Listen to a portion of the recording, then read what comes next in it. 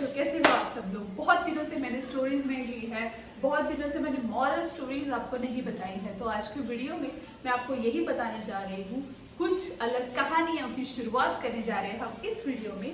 तो शुरुआत करते हैं हमारी पहली कहानी को, जिसका नाम है द नेकलेस।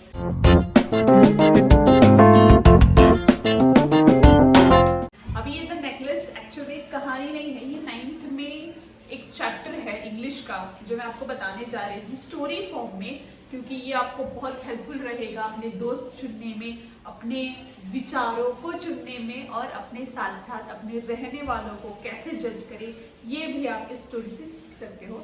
तो वीडियो को एंड तक देखना, और अगर पसंद आई स्टोरी तो जरूर लाइक करना और चैनल को सब्सक्राइब करना।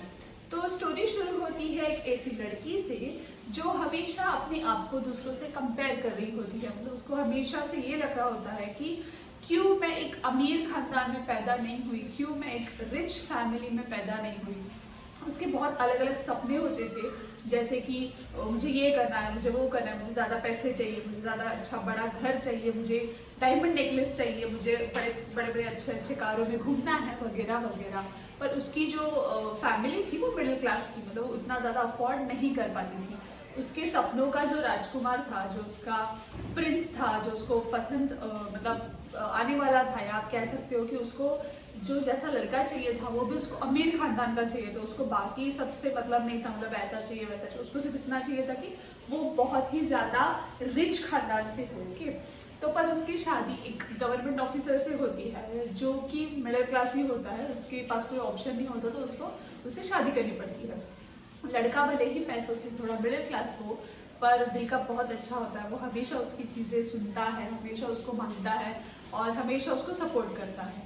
एक दिन वो हमेशा कंप्लेन कर रही होती है कि आप मुझे ये लाके नहीं देते हो, वो लाके नहीं देते हो, वगैरह वगैरह। और उसके जो बचपन से फ्रेंड्स रहे हैं उस लड़की के, उसमें से एक लड़की थी, स्कूल फ्रेंड थी, जो हमेशा से ही रिच रही है बहुत ज़्यादा। उसको जो चाहिए वो उसके पास रहता था। उसको और बुरा लगता था कि अगर ये सब कर सकती है, अगर ये सब डायमंड नेकलेस पहन सकती है, अगर ये अच्छी अच्छी गाड़ी में घूम सकती है, देन मैं क्यों नहीं। तो इस चीज़ से आगे बढ़ती है कहानी। उसके बाद जब देखा जाए तो एक दिन उसके हस्बैंड की प्रमोशन हो जाती है, तो फिर वो लेटर खुशी खुशी लाके उसको दिखा देता है कि यार देखो मेरी प्रमोशन हुई है, और इस प्रमोशन के दौरान एक ऑफिस में पार्टी भी रखी है जिसमें हम दोनों को बुलाया है। तो जब वो लेटर ऐसे पढ़ती है तो उसको खुशी तो नहीं होती, उसको गुस्सा आता है और ऐसे फेंक देती है, कहती है कि ये मतलब तुम क्या मेरा मजाक उड़ा रहे होगे। तो उसको समझ में नहीं आता ये ऐसे क्यों बोल रही है। फिर वो बोलती है कि देखो पार्टी होगी, मतलब बड़े बड़े अच्छे अच्छे लोग होंगे, सब होंगे, मेरे पास तो अच्छा ड्रेस भी नहीं है, मेरे पास कुछ अच्छा पहनने के लिए भी नहीं है, और तुम कह रहे हो कि मुझे पार्टी में आना चाहिए, तुम मेरा मजाक उड़ा रहे हो, वगैरह वगैरह। वो बहुत बोलती है। तो फिर उसको बुरा लगता है, उसके हस्बैंड को बुरा लगता है कि ऐसे बोल रही है। फिर वो उसने 400 फ्रांस, उस कहानी में है एक्चुअली, यहाँ की कहानी नहीं है वहाँ की है, तो 400 फ्रांस जमा किए हुए होते हैं। उसको कोई शिकारी के लिए गन खरीदनी होती है, तो वो 400 जो भी रहते हैं, तो वो पूछता है उसको कि क्या तुम्हारा जो ड्रेस है, जो तुम चाहती हो वैसा ड्रेस, वो 400 रुपये में आ जाएगा क्या। तो वो कहती है हाँ, मतलब मैं एडजस्ट कर लूँगी वगैरह। तो फिर 400 फ्रांस, चलो 400 रुपये पकड़ लेते हैं हम, तो जो भी है 400 रुपये नहीं होंगे, ज़्यादा ही होंगे, पर फिर भी हम 400 पकड़ लेते हैं। तो फिर वो 400 में जो ड्रेस है वो लेकर आते हैं, और फिर जब पार्टी का दिन आता है तब उसको याद आता है कि अरे ड्रेस तो अच्छा ले लिया, पर गले में कुछ पहनने के लिए है ही नहीं, और गला एकदम खाली खाली सा लग रहा है। तो फिर वो अपनी जो रिच फ्रेंड है उसके पास जाती है और कहती है कि क्या तुम मुझे कोई अच्छा सा नेकलेस दे सकती हो पहनने के लिए, जो इस ड्रेस के ऊपर अच्छे से जचे। तो फिर वो जाती है और देखती है, तो उसको कुछ पसंद नहीं आता। फाइनली एक डायमंड नेकलेस होता है, वो उसको बहुत पसंद आता है, और वो कहती है कि प्लीज़ तुम मुझे ये दे सकती हो पहनने के लिए उस पार्टी के लिए। तो उसकी फ्रेंड बोलती है अरे बिल्कुल लेके जाओ, तुम, कोई प्रॉब्लम नहीं है, तुम पहनो और फिर बाद में जब है वो दे देना।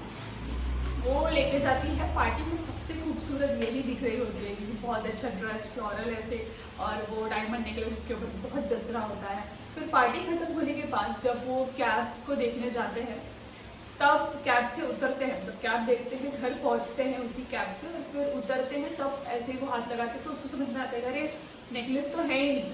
ओके, तो फिर वो लोग बहुत अलग अलग जगह पे ढूंढते हैं, कैब में ढूंढते हैं, पार्टी की जगह पे फिर से जाते हैं, चलकर इधर उधर सब जगह पे देखते हैं, पर नेकलेस तो कुछ मिलता है नहीं। अब क्या करें। तो उसका जो हस्बैंड होता है वो कहता है कि तुम्हारी फ्रेंड को बोलो कि हम 3 दिन में कुछ वो नेकलेस जो है लौटा देंगे, उसका थोड़ा सा कुछ निकल गया है तो हम उसको वो अच्छे से सही से करके तुमको वापस लौटा देंगे, ऐसे बोलो उसको, ताकि हमें और 3 दिन का मोहलत मिले जिसमें हम उसको ढूंढ सके। और तो वो वैसे कह देती है 3 दिन में कुछ नहीं मिलता। तो फाइनल जो डे होता है, 3rd डे, फिर वो लोग हार के कहते हैं कि तुम्हें क्या लगता है नेकलेस कितने तक का होगा। फिर वो ज्वेलरी शॉप में जाते हैं और देखते हैं कि सेम नेकलेस तो वो कुछ अराउंड 40,000 के रहता है। तो उनके पास तो उनके होते नहीं, क्योंकि बहुत ज़्यादा हो गए वो उनके लिए। उनकी पूरी प्रॉपर्टी देखा जाए तो कुछ 17-18 हज़ार फ्रांस के करीब होती है। तो अब ये डबल से भी ज़्यादा है तो क्या, तो फाइनली बार्गेन करके कुछ 38,000 तक आ जाता है। तो फिर बाद में वो अभी कहते हैं कि अरे ये क्या हो गया। फिर वो लोग इधर उधर से उधारी मांग कर, किसी से लोन लेकर, ऐसे सब चीज़ें करके उस फाइनली ज्वेलरी शॉप वाले को पहले उन्होंने बोल दिया होता है कि प्लीज़ आप 2-3 दिन मत भेजो इसको, हम पैसे का अरेंजमेंट करके आपको दे देंगे और ये नेकलेस आप हमें दे दीजिएगा तब। तो फिर पैसे का अरेंजमेंट होने के बाद वो लोग वो नेकलेस लेके जाते हैं और उस फ्रेंड को दे देते हैं। उनके बाद जो उनके बुरे दिन शुरू होते हैं, क्योंकि आप समझो अगर आपके पास मान लो कि 1000 रुपये है, ठीक है, और अचानक से आपको किसी को लाख रुपए देने पड़े, तो आप इधर उधर से उधारी मांग के इंटरेस्ट के ऊपर अगर आप लोन लेते हो और वो पैसे लौटा देते हो, तो फिर बाकी का जो इंटरेस्ट है वो आपको भरने में महीने सालों चले जाते हैं। और ये तो बहुत बड़ी अमाउंट थी नेकलेस की, क्योंकि डायमंड नेकलेस सारी सॉरी। उसके बाद फिर वो दोनों भी, उनको बहुत चीज़ें बेचनी पड़ती है, बहुत चीज़ें उनके ऊपर गरीबी पूरी आ जाती है। कई साल बीत जाते हैं उस पैसों को लौटाने के लिए, कुछ 9-10 साल बताए हैं चैप्टर में। इसके बाद फाइनली 9-10 साल बाद उसकी जो फ्रेंड होती है, स्कूल फ्रेंड, जिसको ये नेकलेस लौटाया दिया होता है, वो मिलती है और वो कहती है कि अरे तुम तो बहुत बुरी लग रही हो। किसको कहती है? जिसने नेकलेस पहना था, ठीक है, मतलब ये जो जिसकी हम बात करें, स्टोरी की बात करें, मथिल्दी कुछ नाम होता है, मैथिल्दी ऐसे कुछ नाम, तो एक्स्ट्रा जो भी है। तो फिर वो कहती है अरे तुम तो बहुत बुरी लग रही हो, ये क्या हालत बना रखी है अपनी, कुछ सालों पहले तो तुम सही थी, अच्छे से थी एकदम, और ये क्या आज तुम्हें हो गया। तब वो उसको पूरी कहानी बताती है कि देखो मैंने तुम्हारा जो नेकलेस लिया था ना, उसकी वजह से ये सब हुआ है। तो वो कहती है मतलब, तो फिर बाद में वो पूरी कहानी उसको बताती है कि कैसे मैंने तुमसे नेकलेस लिया, फिर वो खो गया, फिर हमने लोगों से उधार लेकर, लोन लेकर जो है वो तुम्हें नेकलेस लौटाया है, और उसी के कर्जे चुकाते चुकाते आज मैं यहाँ तक आ गई हूँ और मेरी ऐसी हालत हो गई है। तो फिर वो कहती है कि अरे वो नेकलेस तो सिर्फ गोल्ड प्लेटेड था, वो रियल नहीं था, वो कुछ 500 फ्रांस का था, और उसके लिए तुमने कुछ 40,000 फ्रांस देकर वो नेकलेस मुझे लौटाया है। वो सेम नेकलेस था माना, पर वो नकली था। तब उसको जो लगता है ना,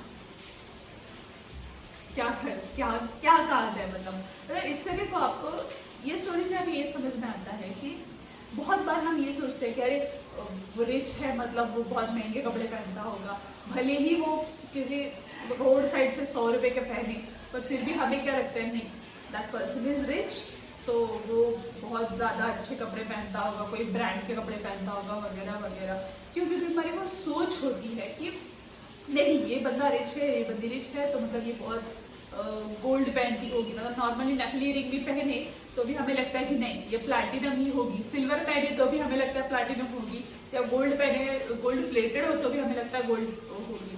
तो वही सेम यहाँ पे भी हुआ था। वो भले रिच लड़की थी, पर उसने भी नकली कोई बनवाया था, इसको लगा कि वो रियल डायमंड का था, इसलिए उसने रियल डायमंड के हिसाब से ही उसको पे किया। इससे हमें ये समझ में आता है पहली बात कि हमें किसी से कंपेयर नहीं करना चाहिए फाइनेंशियल कंडीशन को।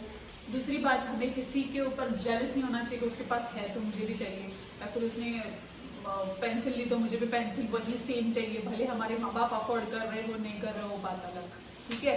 तो ये सारी मॉरल स्टोरीज मैं आपके लिए हमेशा लेकर आती हूँ। ये स्टोरी मुझे बहुत पसंद है। जब मैंने 9th को पढ़ाई थी तो मैंने सोचा कि मेरे छोटे दोस्तों के लिए भी मैं ये स्टोरी सुना दूँ, ताकि आपको भी थोड़ी सी मॉरल स्टोरीज का अनुभव मिले और ज़िंदगी में कुछ करने का एहसास ज़रूर हो।